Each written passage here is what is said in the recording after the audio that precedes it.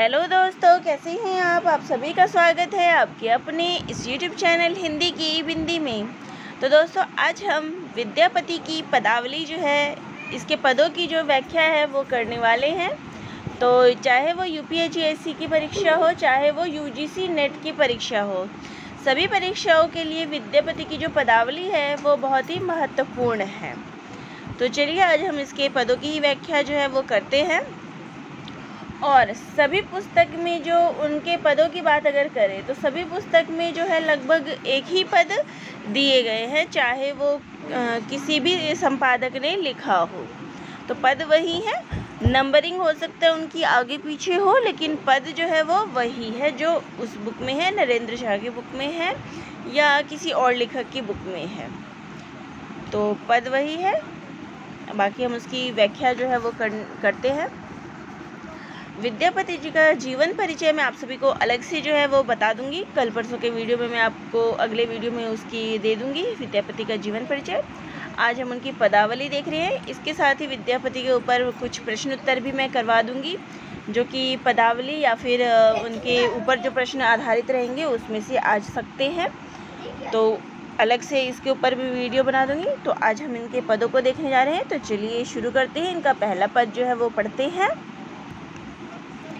तो इनका पहला पद जो है वो है, नंदक नंदन कदम्बक तरुतर धीरे धीरे मुरली बजाव, समय संकेत निकेतन बैसल बेरी बेरी बोली पठाव, सामरी तोरा लागी अनुखन विकल मुरारी, जमुनक तीर उपवन उद्गेल फिरी फिरी तहति निहारी, गोरस बेचत अवैत जाइत जन जनि पूछ बन मारी, तोहे मतिमान सुमति मधुसूदन बचन सुनहु किछु मोरा, भनई विद्यापति सुन वरजोरित वंदन नंद किशोरा। तो जो विद्यापति की ने जो है तीन जो है उन्होंने रचनाएं तो अलग अलग भाषाओं में की है, लेकिन तीन जो रचनाएं उनकी वो बहुत ही महत्वपूर्ण है। तो एक हो गई उनकी पदावली। तो ये जो है हम पदावली की चर्चा कर रहे हैं, और उनकी पदावली जो है वो मैथिली भाषा में रचित है। इसके अलावा इनकी दो मुख्य रचना है, कीर्तिलता और कीर्तिपताका, जो उन्होंने राजा जयसिंह की प्रसिद्धि में जो है उन्होंने ये जो रचनाएं हैं वो की है। वीर रस उसमें प्रधानता है, लेकिन जो विद्यापति पदावली है वो मैथिली में रचित है। और इसमें जो है राधा कृष्ण के ऊपर जो है श्रृंगारिक रचना है, इसमें श्रृंगारिक वर्णन है, भक्ति भी है और श्रृंगारिक रचना, इसमें पदावली में हमें दोनों का वर्णन मिलता है। तो चलिए हम इसकी व्याख्या जो है वो देखते हैं। तो इन पंक्तियों में जो है राधा कृष्ण के, बड़ा कर देती हूँ, हाँ, तो इन पंक्तियों में जो है राधा कृष्ण के जो प्रेम का है उसका वर्णन किया गया है। तो इस पद में हमें कृष्ण यानी नंद के नंदन, नंदक नंदन यानी नंद के नंदन, नंद के बेटे यानी कृष्ण की जो विरह दशा है उसका वर्णन किया है। वे बंसी बजाकर अपनी प्रियतमा राधा को जो है मिलन स्थन यानी कि कदम्ब के पेड़ के नीचे जो है कृष्ण जी धीरे धीरे मुरली बजा रहे हैं, और वे बार बार मुरली बजाकर घर बैठी अपनी प्रियतमा निकेतन बैसल यानी कि घर बैठी उनकी प्रियतमा जो राधा है वो अपने घर में बैठी हुई है, और उनको मिलने के लिए वो बार बार जो है बंसी बजा रहे हैं और अपना संदेश जो है वो उनके तक भेज रहे हैं। तो आगे के पदों में जो है कहते हैं सामरी तोरा। तो यहाँ राधा रानी को संबोधित करते हुए कह रहे हैं कि हे सावरी, तुम्हारे प्रियतम जो श्री कृष्ण है तुमसे मिलने के लिए अनुखन विकल मुरारी। तो तुम्हारे श्री कृष्ण मुरारी जो है तुमसे मिलने के लिए व्याकुल है। जमुना के तीर उपवन उद्वेग।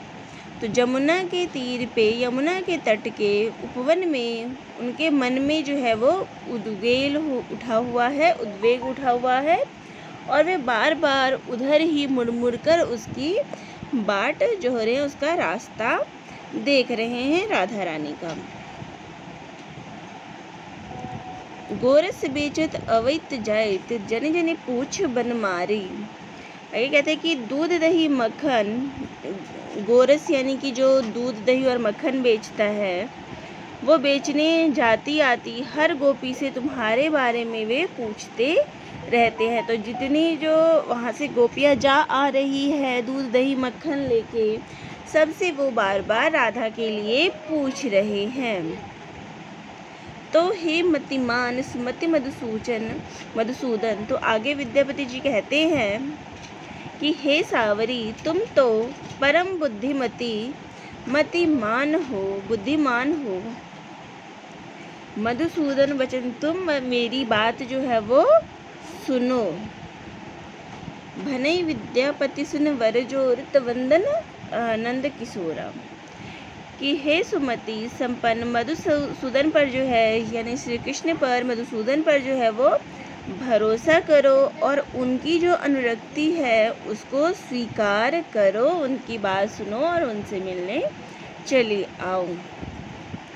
तो अब इस पद की जो विशेषताओं पे बात करें तो इसकी भाषा जो है वो मैथिली है, और इसमें जो है, वैसे तो भारतीय समाज में जो राधा कृष्ण जो है वो ईश्वर का वर्णन जो है, ईश्वर के रूप में जो है माना जाता है, परंतु यहाँ जो है प्रेम वर्णन में दिव्यता नहीं है, वरण यहाँ जो राधा कृष्ण का वर्णन है वो लोक जीवन के अनुरूप दर्शाया गया है। राधा कृष्ण का वर्णन यहाँ लोक जीवन के अनुरूप दिखाया गया है।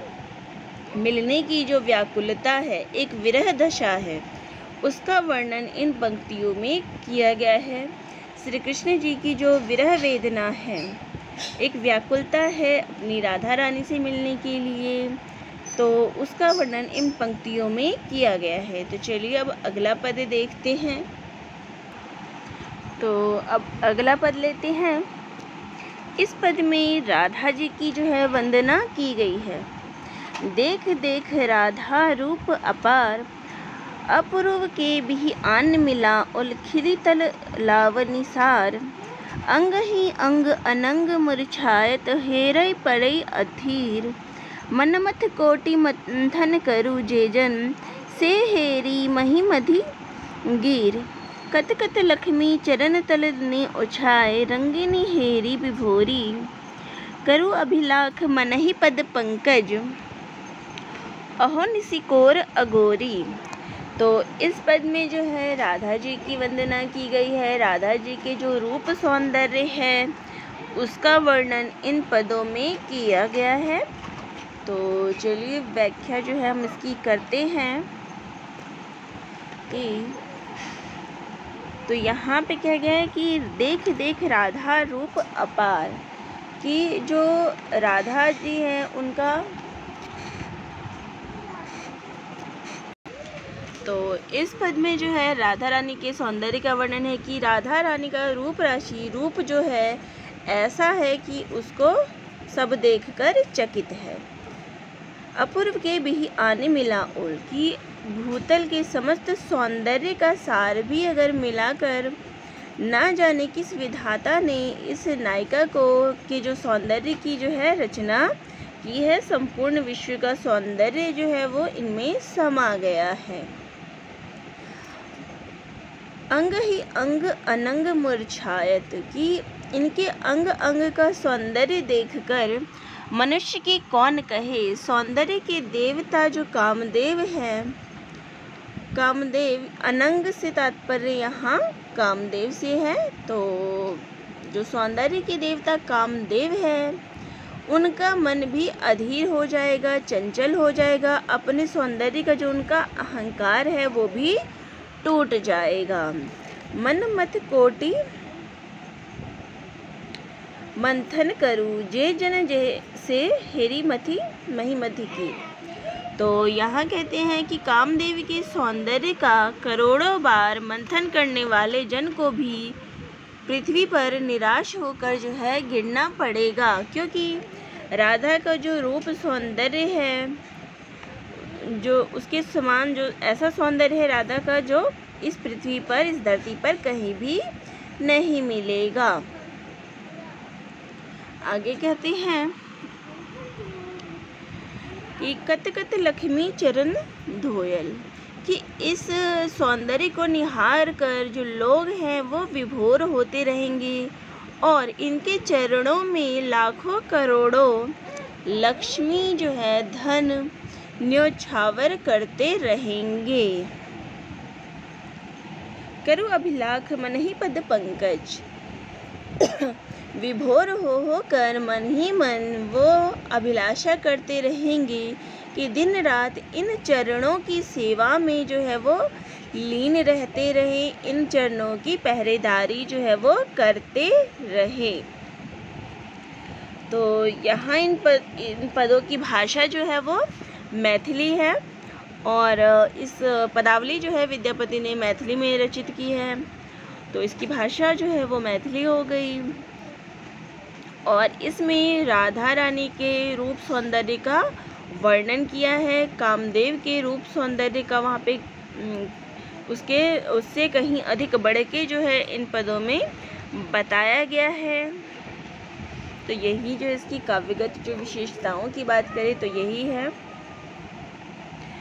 कि उसके समान जो सुंदरता है वो इस पृथ्वी पर संपूर्ण जगत में कहीं भी विराजमान नहीं है। राधा रानी का रूप सौंदर्य ऐसा है। तो चलिए अब अगली पंक्तियां देखते हैं।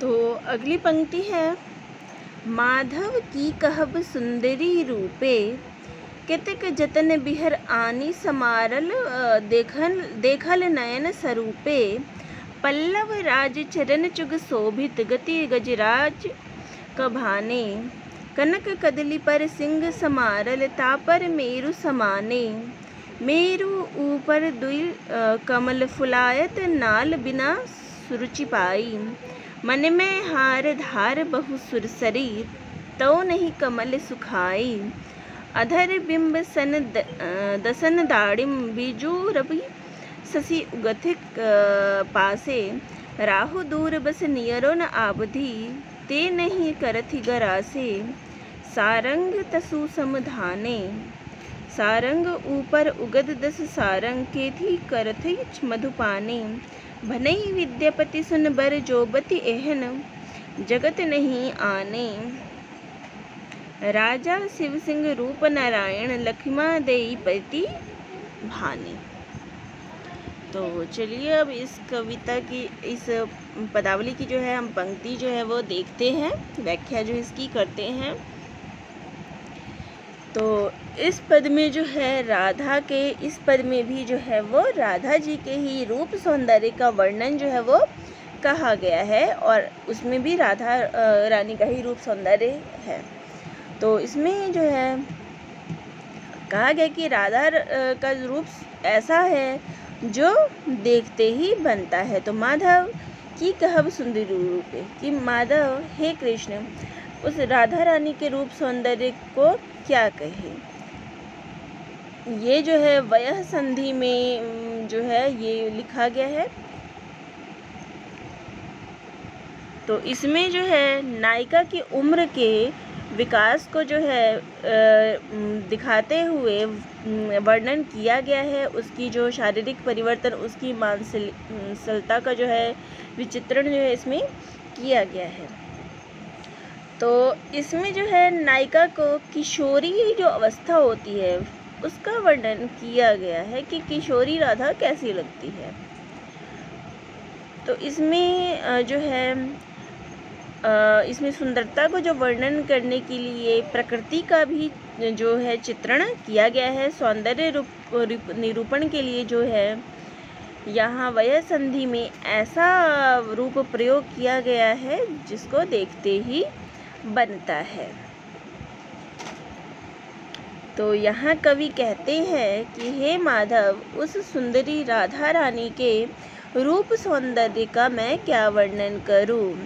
कितक जतन बिहर आनी समारल, कि ना जाने विधाता ने कितने जतन से इनका रूप रंग जो है वो संवारा है। उन्हें देखते ही नयन स्वरूपे, कि नयन जो है वो तृप्त हो जाते हैं। पल्लव राज, कि दोनों पैर कमल के फूल के समान जो है वो सुंदर है। चलती है तो ऐसा लगता है कि गजराज यानी कि कोई मदमस्त हथनी आ रही हो। कनक कदली पर सिंह समारण। और कनक केले के थंब जैसी तराशी हुई जांघों के ऊपर सिंह जैसी कमर और उसके ऊपर जो है मेरू समान दो वक्ष जो है वो अति मनोहर लग रहे हैं। तो यहाँ पे नायिका के जो शारीरिक का वर्णन है, शारीरिक सौंदर्य का वर्णन है वो किया गया है। मेरू ऊपर दुई कमल फुलायत नाल बिना रुचि पाई कि और उस मेरू पर्वत से ऊपर मुखमंडल में कमल के समान खिली हुई जो दो आँखें हैं वो कमल नाल के बिना भी जो है वो रुचिकर लग रही है। मणि मय हार धार बहु सरसरी कि गले में पड़ी हुई जो मोतियों के हार है वो गंगा के समान सुरसरी यानी गंगा के समान लग रहे हैं। और इस सुरसरी के सानिध्य से ही ये नाल विहीन कमल जो है वो जल के बिना भी सूख नहीं रहे हैं। आगे है अधर बिंब सन दसन दाड़िम। तो यहाँ जो है वो कह रहे हैं कि उन अधर यानी कि होंठ, उसके होंठ जो है वो बिंब फल के समान हैं और दांत जो है वो अनार के दसन दाड़िम और दांत जो है वो अनार के दानों के समान सघन सुगठित और चमकदार हैं। ऐसा प्रतीत होता है जैसे कि सूर्य और चंद्रमा जो है एक साथ आसपास जो है वो विराजमान है, उग आए हैं। सूर्य के प्रकाश से कमल तो खिल रहे हैं, राहु दूर बसन नियरो कि सूर्य के प्रकाश से कमल तो खिल रहे हैं किंतु चंद्रमा को ग्रसित करने वाले राहु उनसे इतने दूर हैं कि वे निकट भी नहीं आ पाते, इसलिए इस चंद्रमा को ग्रहण लगने की कोई संभावना ही नहीं है। आगे है सारंग तसु समधाने। तो यहाँ आगे कहते हैं कि इससे आगे तो यहाँ जो है श्लेषपूर्ण उपयोग नायिका के जो केली वर्णन में जो है वो चमत्कार जो है ये भर देते हैं। तो यहाँ सारंग शब्द के कई अर्थ है, कोयल है, कामदेव है, चंद्रमा है। तो यहाँ सारंग के अनेक अर्थ हमें देखने को मिल जाते हैं। तो यहाँ जो है कवि इन पंक्तियों में कह रहे हैं कि नायिका की जो आँखें हैं, सारंग से हिरण भी हम तात्पर्य ले सकते हैं। तो नायिका की जो आँखें हैं वो हिरण के समान प्रतीत होते हैं। सारंग ऊपर उगद 10 सारंग। और कंठ ध्वनि कोयल और कंठ में जो है कोयल के समान मधुर ध्वनि है। तीर कमान जैसी भौहें को देखकर ऐसा प्रतीत होता है जैसे कि स्वयं कामदेव धनुष तान कर निशाना साधे हुए हैं। तो यहाँ आगे कह रहे हैं कि जो केली के दौरान दोनों स्तनों पर 10 नाखून के जो निशान आ गए हैं, 10-10 चंद्रमा जैसे लग रहे हैं और इस केली का मधुर पान कर रहे हैं। तो यहाँ 10 सारंग जो है वो उसका अर्थ केश से जो है, केश की जो लटे हैं उससे भी लिया जा सकता है। तो आगे कहते हैं कि हे सुंदरी आपके समान, यहाँ राधा रानी को कह रहे हैं कि हे सुंदरी आपके समान, इस आपके जो इस मोहक रूप के समान इस जगत में कोई भी दूसरा नहीं है। भनई विद्यापति सुन बर जोबती। तो यहाँ कह रहे कि विद्यापति जी कह रहे हैं कि हे सुंदरी तुम्हारे समान इस संसार में, इस जगत में कोई दूसरा नहीं है। जिस प्रकार कृष्ण के मोहक रूप का वास्तविक ज्ञान राधा को है, उसी प्रकार राजा शिव सिंह के जो है रूप के नारायण हैं और उसका संपूर्ण ज्ञान उनकी लक्ष्मा देवी को है। तो जैसे कि आप सभी को पता है कि जो विद्यापति हैं वो राजा शिव सिंह के दरबारी थे और उनकी पत्नी जो है लखीमा देवी उनके भी विश्वास पात्र थे। तो दोनों का नाम यहाँ आए हैं। तो यहाँ वो अभी तो वो राधा रानी के रूप का वर्णन कर रहे हैं और श्री कृष्ण के मोहक रूप की बात कर रहे हैं। तो इसके साथ ही उन्होंने यहाँ अपने आश्रयदाता राजा शिव सिंह के रूप का भी वर्णन किया है और उनकी रानी लखीमा देवी को भी जो है उन्होंने बताया है कि जिस प्रकार से कृष्ण के जो मोहक रूप का ज्ञान यानी श्री कृष्ण के बारे में सब कुछ राधा रानी को पता है, उसी प्रकार से जो राजा शिव सिंह है उनका संपूर्ण ज्ञान उनकी रानी लखीमा देवी को है। तो यहाँ इस प्रकार से बताया गया है, उनकी बात उसमें परिवर्तित की गई है कि जो प्रियतम है या प्रियतमा है उनको एक दूसरे के बारे में संपूर्ण ज्ञान प्राप्त होता है। तो यहाँ इन पदों की अगर विशेषताओं की बात करें तो जैसे कि बता दें तो इसकी भाषा जो है वो मैथिली हो गई और इसके पदों में जो है वयः संधि का जो है इसमें प्रयोग देखने को मिलता है। इसमें राधा रानी का जो स्वरूप है वो वयस्क जो है नव किशोरी के रूप में है। उनके अंग प्रत्यंग का वर्णन जो है इस काव्य में इस पंक्तियों में जो है वो किया गया है और उनकी तुलना जो है अलग अलग चीज़ों से आप देख सकते हैं उसमें की गई है। उनको कहीं तो मतलब सूर्य और चंद्रमा के प्रकाश की बात की गई है, होठों को बिंब फल के समान जो है वो बताया गया है, दांतों को अनार के दारों के समान बताया गया है, आँखों को कमल के समान खिली हुई बताए गए हैं।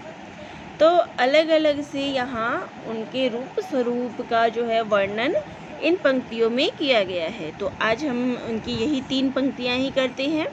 आगे के जो है किसी और अगली वीडियो में जो है आपको आगे की मिल जाएंगे पद की व्याख्या। तो आप सभी को ये वीडियो कैसा लगा कमेंट बॉक्स में ज़रूर लिखिएगा। चैनल पे नए हैं तो चैनल को ज़रूर सब्सक्राइब करिएगा।